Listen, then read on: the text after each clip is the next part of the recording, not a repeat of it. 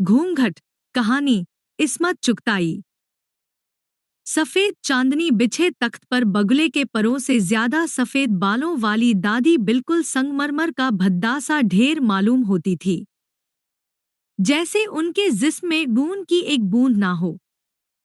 उनकी हल्की सुरमई आंखों की पुतलियों तक पर सफेदी रींग आई थी और जब वो अपनी बेनूर आंखें खोलती तो ऐसा मालूम होता सब रोज़न बंद है।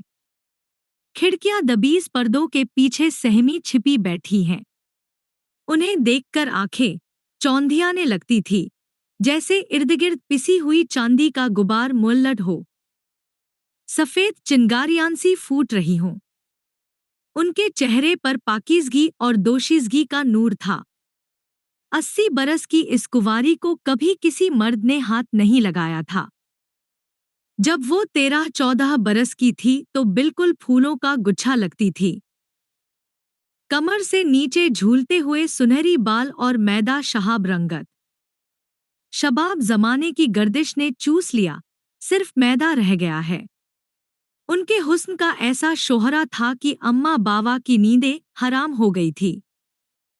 डरते थे कहीं उन्हें जिन्नात ना उड़ा के लिए जाए, क्योंकि वो इस धरती की मतलूब नहीं लगती थी। फिर उनकी मंगनी हमारी अम्मा के मामू से हो गई। जितनी दुल्हन गोरी थी, उतने ही दूल्हा मियाँ स्याह भट्ट थे। रंगत को छोड़कर हुस्न मर्दानगी का नमूना थे क्या डसी हुई फटारा आंखें, तलवार की धार जैसी खड़ी नाक और मोतियों को मांद करने वाले दांत, मगर अपनी रंगत की स्याही से बेतरह चिढ़ते थे। जब मंगनी हुई तो सबने धूप छेड़ा, हाय दूल्हा हाथ लगाएगा तो दुल्हन मैली हो जाएगी, चांद को जानो ग्रहण लग जाएगा। काले मियाँ उस वक्त 17 बरस के खुदसर बिगड़े दिल बिछड़े थे। उन पर दुल्हन के हुस्न की कुछ ऐसी हैबत तारी हुई कि रात ही रात जोधपुर अपने नाना के यहाँ भाग गए। दबी जबान से अपने हमउम्रों से कहा, मैं शादी नहीं करूंगा। ये वो जमाना था जब चू चरा करने वालों को जूते से दुरुस्त कर लिया जाता था। एक दफा मंगनी हो जाएगी तो फिर तोड़ने की मजाल नहीं थी। नाके कट जाने का वदशा होता था। और फिर दुल्हन में अब क्या था? यही कि वो बेइंतहा हसीन थी। दुनिया हुस्न की दीवानी है और आप हुस्न से नाला, बदमजाजी की हद। वो मरूर है, दबी जबान से कहा। कैसे मालूम हुआ? जबकि कोई सबूत नहीं, मगर हुस्न जाहिर है मगरूर होता है और काले मियाँ किसी का लुरूर झेल जाए ये नामुमकिन। नाक पर मक्खी बिठाने के रवादार ना थे। बहुत समझाया कि मियाँ, वो तुम्हारे निकाह में आने के बाद तुम्हारी मिल्कियत होगी। तुम्हारे हुक्म से दिन को रात और रात को दिन कहेगी। जिधर बिठाओगे बैठेगी, उठाओगे उठेगी। कुछ जूते भी पड़े और आखिरकार काले मियाँ को पकड़ बुलाया गया और शादी कर दी गई। डोमनियों ने कोई गीत गा दिया, कुछ गोरी दुल्हन और काले दूल्हा का। इस पर काले मियाँ फनफना उठे। ऊपर से किसी ने चुपता हुआ एक सहरा पढ़ दिया। फिर तो बिल्कुल ही अलिफ हो गए, मगर किसी ने उनके तंतना को संजीदगी से ना लिया। मजार ही समझे रहे और छेड़ते रहे। दूल्हा मियाँ शमशीर एब्रहना बने। जब दुल्हन के कमरे में पहुंचे तो लाल लाल चमकदार फूलों में उलझी सुलझी दुल्हन देखकर पसीने छूट गए। उसके सफेद रेशमी हाथ देखकर ढूंढ सवार हो गया। जी चाहा अपनी स्याही इस सफेदी में ऐसी घोट डाले कि इम्तियाज ही खत्म हो जाए। कांपते हाथों से घूंघट उठाने लगे तो वो दुल्हन बिल्कुल औंधी हो गई। अच्छा तुम खुद ही घूंघट उठा दो। दुल्हन और नीचे झुक गई। हम कहते हैं, घूंघट उठाओ, डपटकर बोले। दुल्हन बिल्कुल गेंद बन गई। अच्छा जी इतना जरूर। दूल्हे ने जूते उतारकर बलल में दबाए और पाइंबार वाली खिड़की से कूदकर सीधे स्टेशन, फिर जोधपुर। इस जमाने में तलाक वलाक का फैशन नहीं चला था। शादी हो जाती थी तो बस हो ही जाती थी। काले मियाँ 7 बरस घर से गायब रहे। दुल्हन ससुराल और मीका के दरमियान मुल्लद रहीं। माँ को रुपया पैसा भेजते रहे। घर की औरतों को पता था कि दुल्हन अनछुई रह गई। होते होते मर्दों तक बात पहुंची। काले मियाँ से पूछगछ की गई। वो मजरूर है। कैसे मालूम? हमने कहा घूंघट उठाओ, नहीं सुना। अजब गाउदी हो, अम्मा कहीं दुल्हन खुद घूंघट उठाती है। तुमने उठाया होता। हरगिज नहीं, मैंने ढसम खाई है। वो खुद घूंघट नहीं उठाएगी तो चूल्हे में जाए। अम्मा अजब नामर्द हो। दुल्हन से घूंघट उठाने को कहते हो। फिर कहोगे वो आगे भी पेशकदमी करे, अजी लाहौल वला कुव्वा। गोरी बी के माँ बाप इकलौती बेटी के धम में घुनने लगे। बच्ची में क्या ऐब था कि दूल्हे ने हाथ ना लगाया? ऐसा अंधेर तो ना देखा, ना सुना।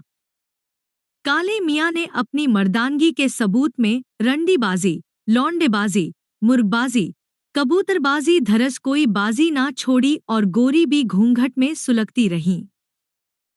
नानी अम्मा की हालत खराब हुई तो 7 बरस बाद काले मियाँ घर लौटे।